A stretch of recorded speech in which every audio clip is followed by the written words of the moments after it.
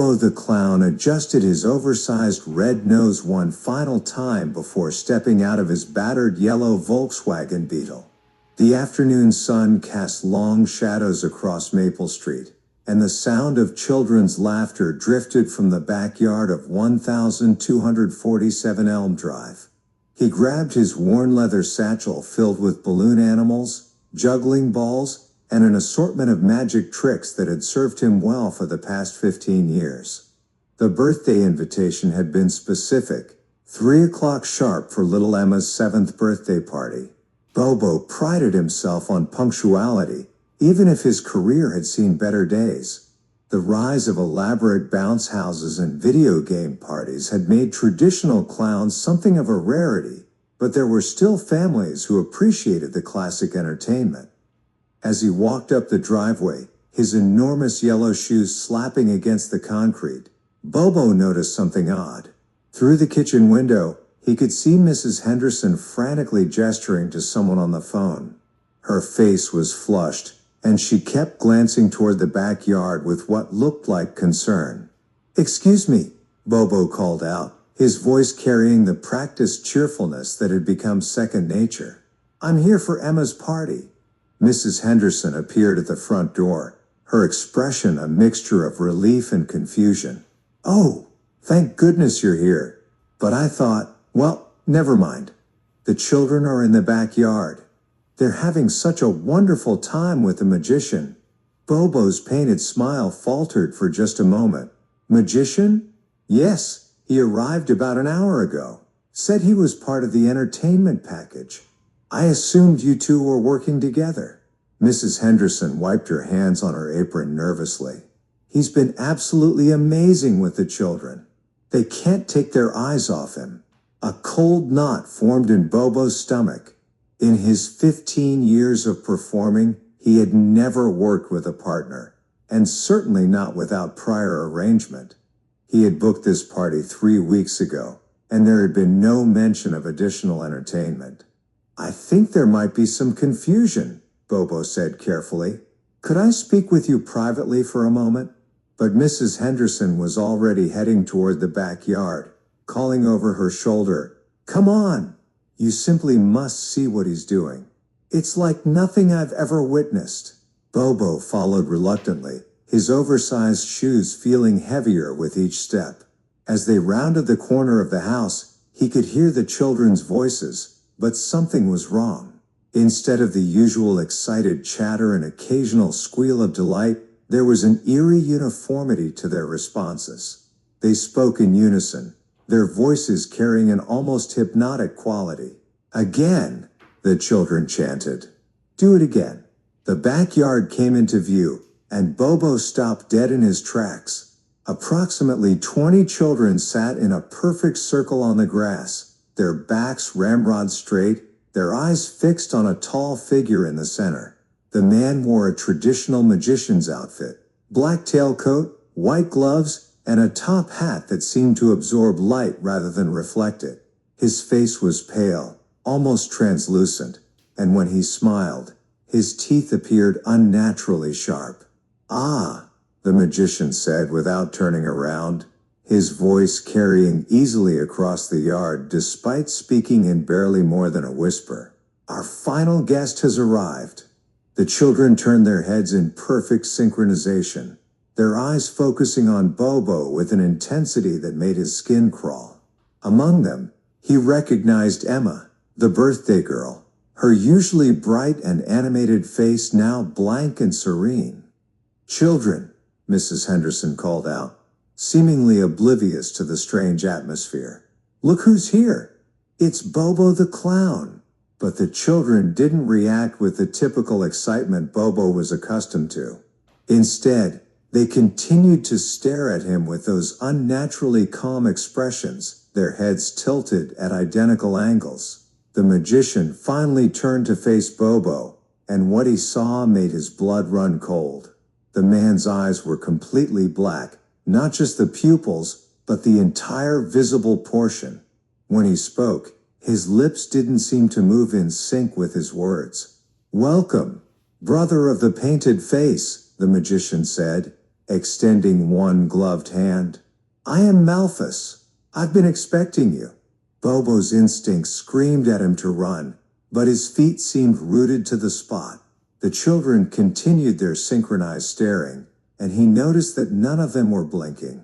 "I think there's been a mistake," Bobo managed to say, his voice cracking slightly. "I was hired to entertain the children today." Malthus laughed, a sound like breaking glass. "Entertain? Oh, my dear clown, that's exactly what we're doing. Aren't we, children?" "Yes," the children responded in unison, their voices flat and emotionless. "We are entertained." Mrs. Henderson clapped her hands together. "See? They're having such a wonderful time. Why don't you two work together? I'm sure the children would love to see what you can do as a team." Bobo looked at Mrs. Henderson more closely and realized with growing horror that her eyes held the same blank quality as the children's. When had that happened? She had seemed normal just moments ago. "Mrs. Henderson," Bobo said slowly, "are you feeling all right?" "I feel wonderful," she replied, her voice taking on the same monotone quality as the children's. "Malthus has shown us such marvelous things. Would you like to see?" Before Bobo could respond, Malthus raised his hands, and the air around them seemed to shimmer. The magician began to perform what appeared to be a simple card trick, but as Bobo watched, he realized the cards weren't cards at all. They were small, dark rectangles that seemed to move independently, floating through the air in impossible patterns. The children leaned forward as one, their eyes tracking the movement of the knot cards with rapt attention.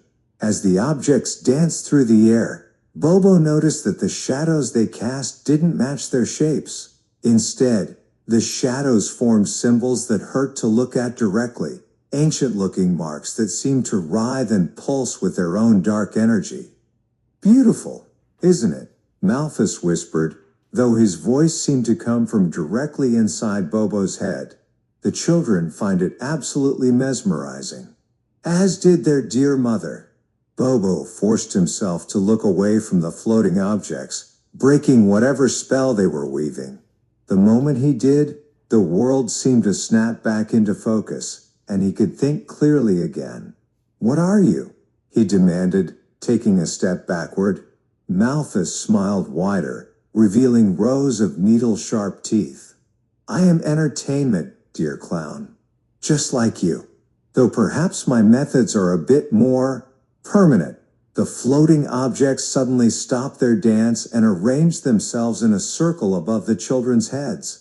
As Bobo watched in horror, thin streams of what looked like silver mist began to rise from each child, flowing upward toward the dark rectangles. "Stop!" Bobo shouted, lunging forward. But Malthus gestured casually, and Bobo found himself frozen in place, unable to move anything but his eyes and mouth. Now, the magician said. "Don't interrupt the performance. The children are giving me something far more valuable than applause. They're giving me their wonder, their joy, their capacity for magic. In return, I'm giving them peace. Perfect, eternal peace." Bobo struggled against the invisible bonds holding him, watching helplessly as more of the silver mist rose from the children. Emma, the birthday girl, was growing paler by the second, her vibrant red hair seeming to lose its luster. "You're killing them," Bobo gasped. "Killing?" Malthus laughed. "Oh, no. Death is so final, so boring. I'm simply collecting. Their bodies will remain, perfect little vessels, ready to serve. But their spirits, their essence, that belongs to me now." The magician gestured again, and one of the floating objects drifted toward Bobo. Up close, he could see that it wasn't a card or rectangle at all, but something that defied description. It seemed to exist in more dimensions than his eyes could process, constantly shifting and changing shape while somehow remaining the same. "You have such a strong spirit," Malthus observed. 15 years of bringing joy to children, of believing in magic and wonder. You'll make an excellent addition to my collection." As the object drew closer, Bobo felt a strange tugging sensation, as if something inside his chest was being pulled toward it. He could see wisps of silver mist beginning to rise from his own body, and with them went his memories of laughter, of children's smiling faces, of the pure joy he felt when he successfully made someone happy. But then, in his peripheral vision, he noticed something that gave him hope. His leather satchel had fallen when Malthus froze him in place, and its contents had spilled across the grass. Among the juggling balls and balloon-making supplies was something he had almost forgotten about, a small mirror his mentor had given him years ago. Old Giuseppe had been a clown from the traditional European school, full of superstitions and old-world wisdom. "Mirrors," he had told young Bobo, "they show truth. And truth, my boy, is the most powerful magic of all." The mirror lay just a few feet away, angled so that it reflected Malthus's image,